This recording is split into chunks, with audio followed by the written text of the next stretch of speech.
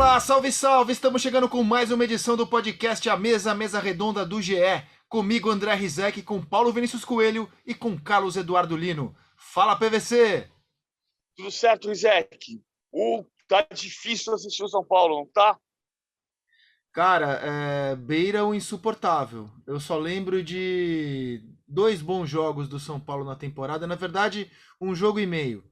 O segundo tempo contra o Bragantino, na derrota por 4-3, e a vitória sobre o Santos na Vila Belmiro, um Santos em frangalho. Tirando isso, meu velho, é difícil, é penoso, cara, assistir ao São Paulo jogar. Ontem contra a brava equipe do Campinense, um time de Série C, foi um negócio horroroso. Horroroso mesmo. Enfim, você viu, Lino? Tudo bem, PVC? Um abraço, Rizek. Vi sim, acho que o Rogério Ceni vai acabar com a moral do jogo apoiado, vai acabar com a moral do toque de bola, vai acabar com o conceito, com a ideia, se ele continuar desse jeito, porque não adianta, cara. Você tem que ter a ideia, mas tem que ter efetividade na ideia. O São Paulo só tem a ideia. Não é ruim você começar a partir de uma boa ideia, você construir e pensar que talvez uma boa ideia leve mais tempo para se efetivar, né, do que uma ideia qualquer. E um jogo elaborado, como propõe o Rogério Ceni, exige realmente um pouco mais de tempo. Agora, quanto tempo, né? Será que a gente segura? Será que o torcedor de São Paulo tem paciência para isso? Cara, eu acho que o tempo, assim, não é o problema, sinceramente. O São Paulo estar jogando tão mal nesse momento da temporada, em fevereiro, em que pouquíssima coisa relevante aconteceu, embora o time tenha corrido riscos, hein, na Copa do Brasil contra o Campinense. Eu acho que o problema não é esse. O problema é você avaliar, e aí é uma questão muito interna de quem está ali vendo o dia a dia, como o Muricy Ramalho, é se esse time vai evoluir, se o trabalho está evoluindo. Muitos jogadores novos chegaram, o São Paulo ainda está em formação. Mas é que o que eu vi até agora, eu estou avaliando o que eu vi, não aquilo que eu vou ver. Eu não tenho condição de avaliar aquilo que vou ver daqui a 2 meses, por exemplo.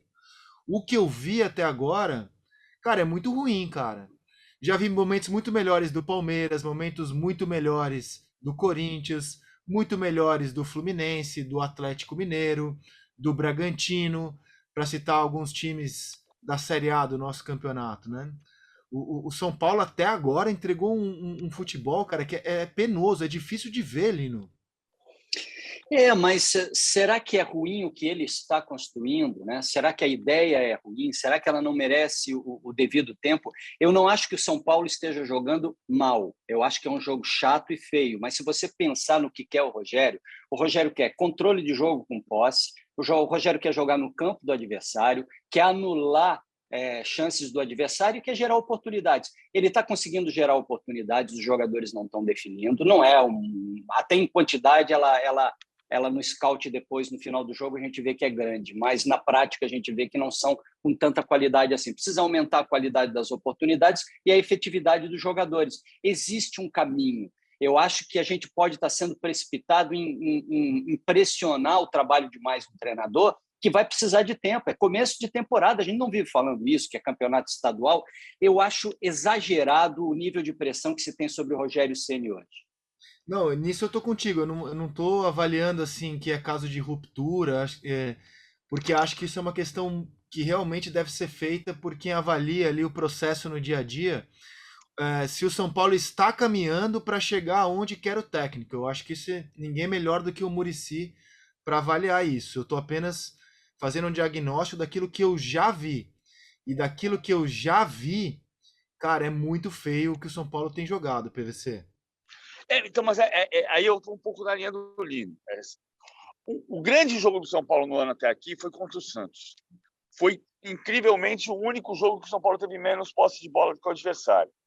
Você vê o jogo contra o Campinense e vê o jogo contra a Inter de Limeira e o jogo contra o Santo André e o jogo contra o Ituano, é o mesmo jogo. É a mesma situação. Ainda com situações, com jogadores diferentes, mas é o mesmo jogo. O São Paulo empurra o adversário para o campo de defesa, leva o seu primeiro homem de saída, que é o Diego, para a faixa da intermediária, o adversário se planta entre a intermediária no tal Diego e a risca da grande área, ou seja, 17 metros, 18 no máximo, e o São Paulo trabalha naquele espaço com seus 10 jogadores contra 10 jogadores do adversário. Então você congestiona o espaço. Se você olhar o desenho, ele é completamente igual ao do Manchester City do Guardiola. O Manchester City do Guardiola tem jogadores extra classe. O São Paulo não tem. O Manchester City do Guardiola tem um trabalho de 6 anos. O São Paulo tem um trabalho de 7 jogos.